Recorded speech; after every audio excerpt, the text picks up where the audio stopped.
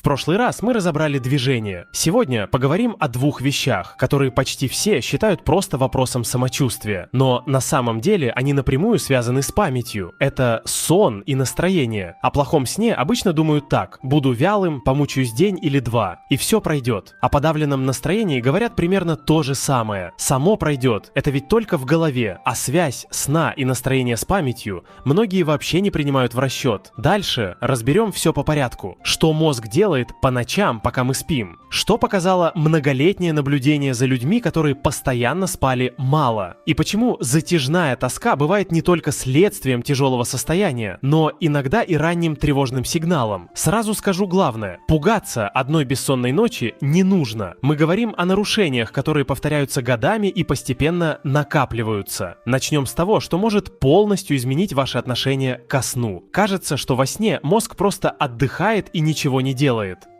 На самом деле, именно ночью ему приходится выполнять одну из самых важных и сложных задач. Пока человек спит, мозг очищается. И пока мы не поймем, насколько важен этот процесс, беречь сон будет казаться необязательным. Днем мозг постоянно работает. Из-за этой работы между его клетками накапливаются продукты обмена. Проще говоря, своеобразный биологический мусор. Это нормальный процесс. Подобные отходы образуются в любом активно работающем механизме. Но ночью, особенно во время глубокого сна, включается система очистки. Через ткани мозга проходит особая жидкость. Она помогает выводить накопившиеся продукты обмена. И здесь важно обратить внимание на одну деталь. Среди веществ, которые выводятся во время сна, есть и те самые липкие белки, которые при болезни Альцгеймера накапливаются в мозге и мешают ему нормально работать. И это не просто предположение. Ученые проводили исследования со здоровыми людьми и дважды сканировали их мозг.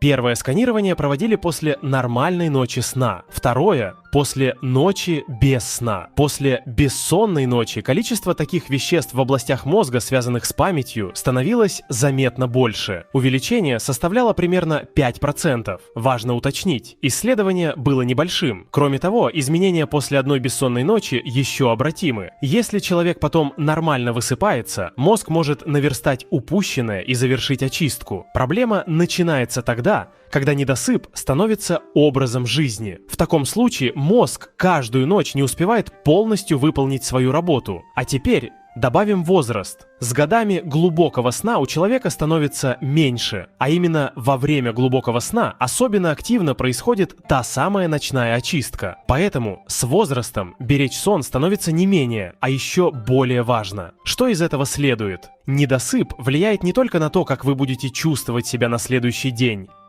Каждая ночь недосыпа – это еще и ночь, когда мозг не успел полностью вывести накопившиеся продукты обмена. Одна такая ночь не представляет большой опасности, но годы недосыпа могут превратиться в годы незавершенной ночной очистки. Теперь перейдем к цифрам. Здесь важно быть особенно осторожными, потому что такими данными легко напугать человека или сделать слишком громкий вывод. Если короткий сон действительно связан с памятью, возникает очевидный вопрос: чем может обернуться хронический недосып? При этом большинство людей и без анализов примерно знают, сколько часов они спят. Британские ученые более 25 лет наблюдали почти за 8 тысячами человек. Они записывали, сколько времени спали участники исследования, а затем смотрели, у кого из них позднее развилась деменция. Оказалось, что среди людей в возрасте от 50 до 60 лет, которые регулярно спали 6 часов или меньше, деменция позднее встречалась примерно на треть чаще. Их сравнивали с теми, кто обычно спал около 7 часов. Но здесь необходимо честно объяснить, о каком типе исследования идет речь. В некоторых исследованиях людей случайным образом делят на группы и сравнивают результаты. Здесь все происходило иначе. Ученые никого специально не лишали сна. Они просто много лет наблюдали за большой группой людей. Такое исследование позволяет обнаружить устойчивую связь. Но оно не может со стопроцентной уверенностью доказать, что причиной стал именно недосып. Поэтому вывод должен быть осторожным. Связь между хроническим недосыпом и повышенным риском деменции выглядит достаточно прочной, но называть недосып гарантированной или единственной причиной деменции пока нельзя. Есть еще две важные детали, без которых эту информацию легко понять неправильно. Первое. Слишком долгий сон тоже не давал преимуществ. У людей, которые спали очень долго, заметного выигрыша не было. Получается, что ориентиром остаются примерно 7 часов сна.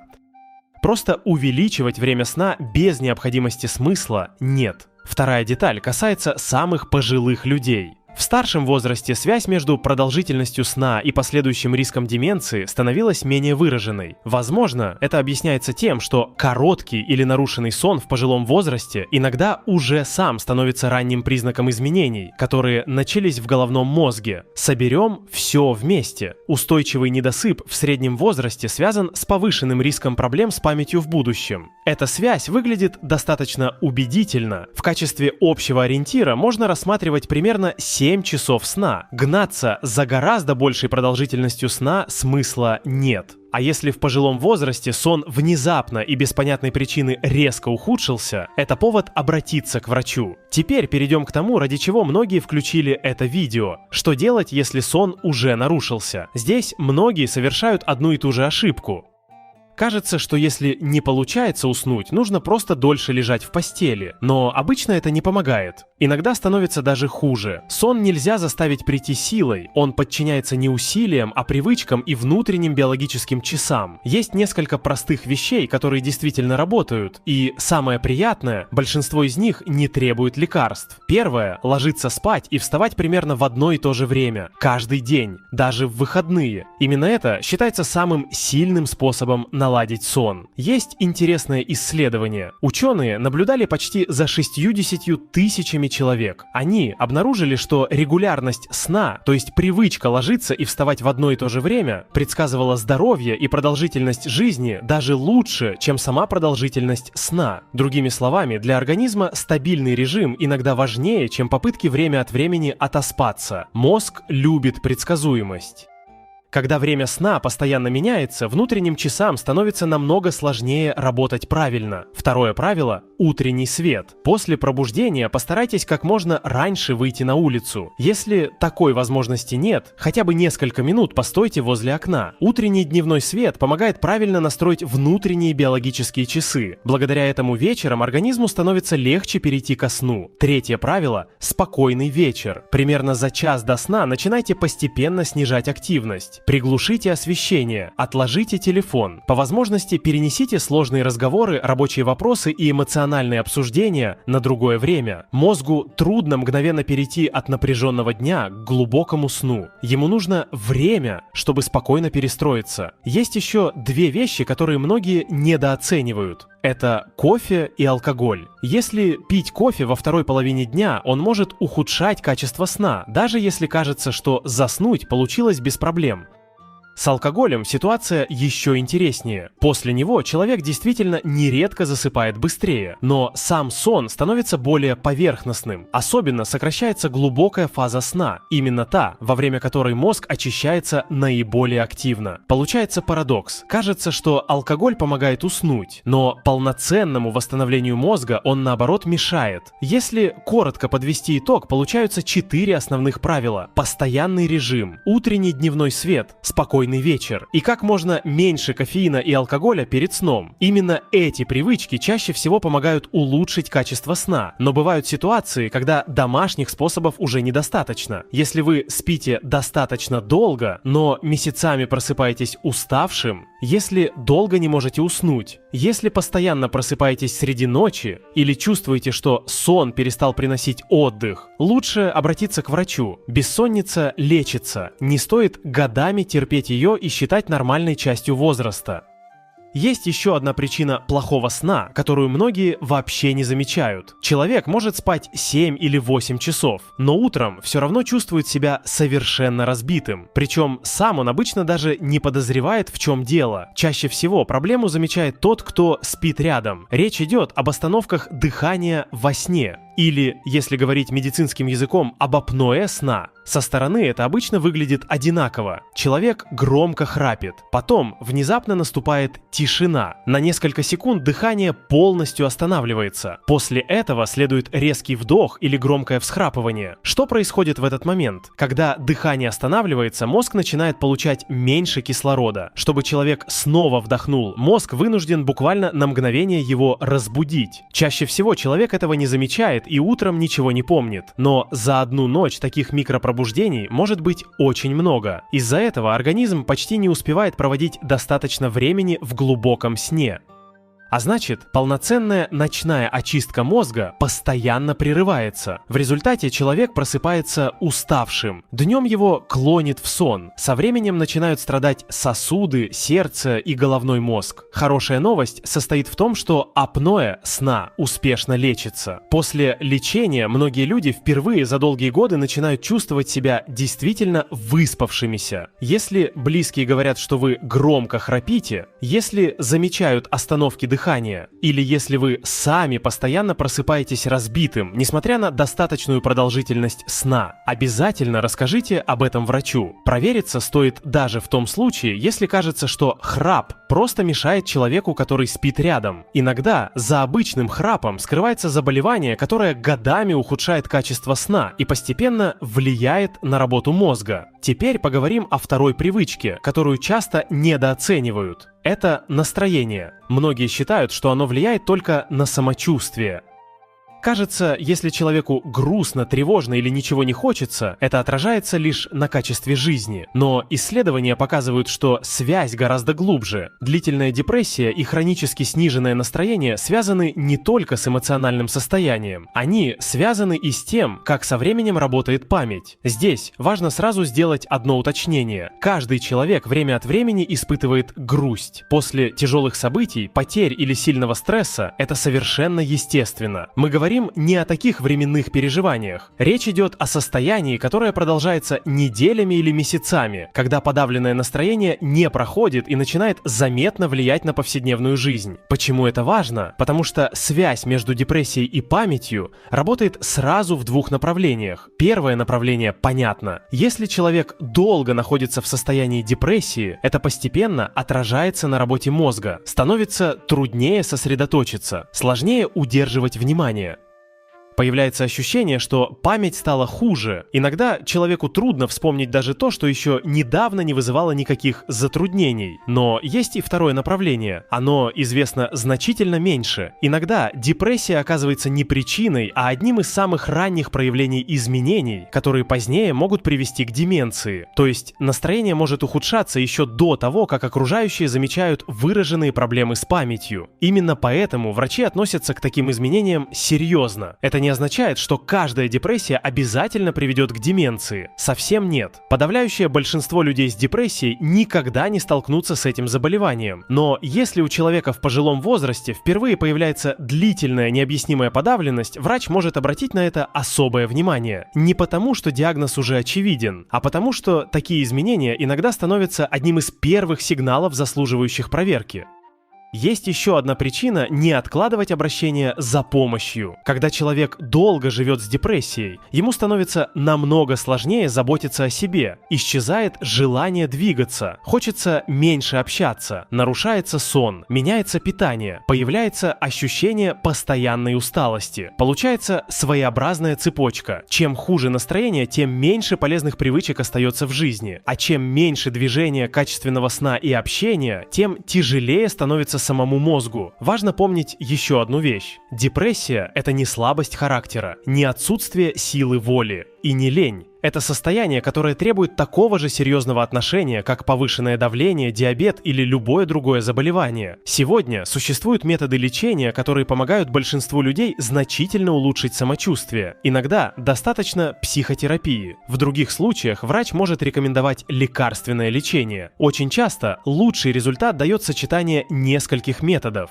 Главное, не пытаться годами справляться в одиночку. Если подавленное настроение держится больше 2 недель, если пропал интерес к тому, что раньше приносило удовольствие, если постоянно не хватает сил, Если появились выраженные проблемы со сном или стало трудно справляться с обычными повседневными делами, это уже достаточная причина обратиться к специалисту. Просить помощи не признак слабости. Наоборот, это один из самых разумных шагов, который человек может сделать для своего здоровья. И здесь важно помнить главное. Мы заботимся о сердце, когда контролируем давление, заботимся о сосудах, когда следим за уровнем сахара и холестерина. Точно так же мы заботимся о головном мозге, когда вовремя обращаем внимание на сон и свое эмоциональное состояние. Память редко ухудшается из-за какой-то одной причины. Обычно это результат множества факторов, которые постепенно складываются друг с другом. Поэтому даже небольшие изменения привычек способны со временем дать заметный результат. Именно из таких небольших ежедневных решений и складывается долгосрочное здоровье мозга. Теперь соберем все, о чем мы говорили, в простой и понятный план. Возможно, после такого количества информации возникает мысль: теперь придется полностью менять свою жизнь. На самом деле это не так. Здоровье мозга редко определяется одним большим решением. Гораздо чаще на него влияют небольшие привычки, которые повторяются день за днем. Именно поэтому начинать лучше не с кардинальных перемен, а с одного или двух простых шагов. Первый шаг. Сделайте сон своим приоритетом. Не относитесь к нему как к времени, которое можно безболезненно сократить. Сон – это не награда после работы и не роскошь, которую можно позволить себе только в выходные. Это одна из важнейших потребностей организма. Во время сна мозг не бездействует. Он продолжает активно работать, восстанавливаться и очищаться. Поэтому время, которое вы выделяете на сон, это вклад в здоровье на долгие годы. Второй шаг. Старайтесь соблюдать постоянный режим. По возможности ложитесь спать и просыпайтесь в одно и то же время. Даже если сначала это кажется неудобным, через некоторое время организм начинает подстраиваться под новый ритм. Засыпать становится легче, а качество сна постепенно улучшается. Третий шаг. Проводите больше времени при дневном свете, особенно в первой половине дня. Даже короткая прогулка утром помогает внутренним биологическим часам работать более точно. Если выйти на улицу не получается, постарайтесь хотя бы несколько минут побыть возле окна при естественном освещении. Четвертый шаг. Подготовьте мозг ко сну. За час до сна уменьшите количество яркого света. По возможности уберите телефон и другие устройства с экранами. Не перегружайте себя новостями, напряженной работой или эмоциональными разговорами. Пусть этот последний час станет для организма сигналом, что день заканчивается и пора переходить к отдыху. Пятый шаг. Обратите внимание на кофеин и алкоголь. Если есть возможность, не употребляйте кофе во второй половине дня, а алкоголь не стоит рассматривать как средство для улучшения сна. Даже если после него кажется, что заснуть стало легче, качество сна обычно становится хуже. Шестой шаг. Не игнорируйте храп. Особенно если близкие говорят, что во сне бывают остановки дыхания. Многие считают храп безобидным особенностью, но иногда именно он оказывается признаком апноэ сна, состояния, которое требует обследования и лечения. Седьмой шаг. Внимательно относитесь к своему настроению. Если подавленность, тревога или потеря интереса к жизни не проходят неделями, не откладывайте обращение за помощью. Чем раньше начать разбираться с проблемой, тем больше шансов вернуть хорошее самочувствие и сохранить привычное качество жизни. Есть еще одна важная мысль.